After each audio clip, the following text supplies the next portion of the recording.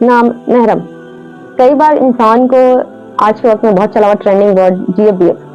तो जीएफबीएफ वाला जब गेम होता है तो जब इंसान किसी के अल्लाह कभी भी दो मुखलिस दिलों को अलग नहीं करता। कभी भी दो इंसान अगर किसी को पसंद कर रहा है और अल्लाह इस हाल में भी अगर उसको अलग कर रहा है तो कहीं ना कहीं एक इंसान मुखलिस होता है और दूसरा इंसान उसका फायदा उठाता है, उसके साथ टाइम पास करता है। तो कभी भी नामहरम से अगर रिश्ते खत्म हो जाए, मोहब्बत में दूरियां आ जाए, ब्रेकअप हो जाए तो अल्लाह से शिकायत नहीं करें, क्योंकि कहीं ना कहीं उसमें हमारी और आपकी भलाई छुपी होती है। हाँ, हम लोग की आदत होती है कि हम लोग शुरू में अल्लाह की मसलिहत को नहीं समझ पाते और अल्लाह से शिकवे शिकायत करते हैं। तो हमेशा अल्लाह शिकवे शिकायत करने वाले को नहीं, अल्लाह शुक्र अदा करने वाले को पसंद करता है। तो कभी भी किसी भी नामहरम से अगर मोहब्बत में गुमराह होकर, कभी भी किसी भी नामहरम से अगर मोहब्बत है जाए तो उस मोहब्बत में गुमराह होकर अल्लाह से शिकायत नहीं करनी चाहिए, शिकवे शिकायत नहीं करनी चाहिए। जिस रिश्ते में इस्लाम की कोई गुंजाइश नहीं, हराम मोहब्बत है, जीएफबीएफ हराम चीज है, इसमें जिस रिश्ते में कभी भी हराम चीज है, इसमें कोई गुंजाइश ही नहीं है, तो अल्लाह इसमें रहमत और बरकत कैसे दे सकती है? इसमें ना बरकत दे सकती है और ना ही इसमें इंसान को सुकून मिल सकता। सपोज दैट कोई इंसान किसी को पसंद कर रहा है लेकिन वो इंसान उसकी लाइफ नहीं है, मुखलिस नहीं है। अल्लाह कब दो दिलों को अलग करता है? जब उन दोनों में से कोई ना कोई एक मुखलिस नहीं होता, और जब मुखलिस नहीं होता है तभी अल्लाह उसको अलग करता है। तो जब भी हराम मोहब्बत, चाहे इवन आप किसी को पसंद ही करते हैं, आप कोई जरूरी नहीं क्या बात करते हैं, उसको फॉलो करते हैं हर जगह, इतनी जरूरी नहीं, आप सिर्फ पसंद कर रहे हैं लेकिन वो आपके अकॉर्डिंग नहीं है, आपके हिसाब से परफेक्ट नहीं है। और यह कई बार होता है कि कहीं पे किसी का रिश्ता लगा लेकिन किसी वजह से रिश्ता टूट गया।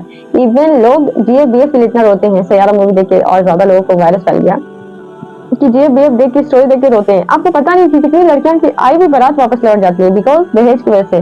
कार चाहिए, एंड टाइम पे बाइक अगर लड़की वाले दे दिए, लेकिन उनको क्या चाहिए था? कार चाहिए था, लेकिन इन लोगों ने बाइक दिया तो उनको पसंद नहीं आया और वो बारात वापस लेके चले गए।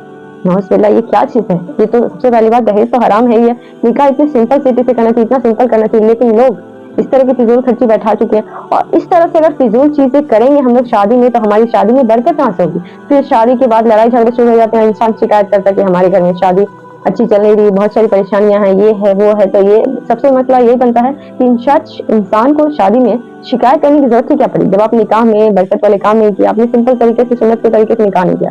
तो जब भी ना हराम मोहब्बत से अगर कभी इवन आप किसी को कॉन्टेक्ट किया, यानी कि डजंट मैटर, लेकिन आप किसी को पसंद भी करें, लेकिन एक चीज है, मोहब्बत जबरदस्ती नहीं की जाती। इवन कुछ लोग की आदत होती है, कोई पसंद आ गया तो उसको गिरने लगे, पैरों पे हाथ पे हर जगह से फॉलो कर रहे हैं, रिक्वेस्ट कर रहे हैं। ऐसा नहीं होता।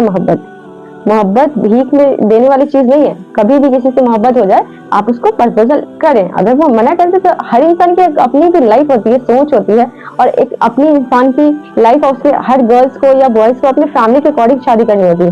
इवन सपोज दैट किसी गर्ल्स ही अगर बॉयज का प्रपोजल करती है, कोई जरूरी नहीं कि वो बॉयज एक्सेप्ट कर लेगा। उसकी भी एक फैमिली मैटर है, उसकी भी एक अंडरस्टैंडिंग, उसकी भी एक फैमिली का एक सोच है, माहौल है। हर इंसान के आज वक्त में शादी करने का एक अलग ही नजरिया होता है। तो प्लीज कभी भी जबरदस्ती किसी से अटैच ना हो, जबरदस्ती कहीं पे रिश्ते ना करें, क्योंकि जबरदस्ती से रिश्ते जो चलते हैं वो बहुत कम वक्त ज्यादा चल नहीं पाते। तो अल्लाह हम सभी की हिफाजत फरमाए, और ना महरम की मोहब्बत में जो अल्लाह की नाशुक्री हम लोग करते हैं उसे हम लोग हिफाजत फरमाए, और अल्लाह शुक्र अदा करने वाले को पसंद करता है। तो जिस भी हाल में हो, जैसे भी है, अल्लाह का शुक्र अदा कीजिए और मेरे वीडियो को शेयर कीजिए, चैनल को सब्सक्राइब कीजिए और अपने दोस्तों में शेयर करें। अल्लाह हाफिज।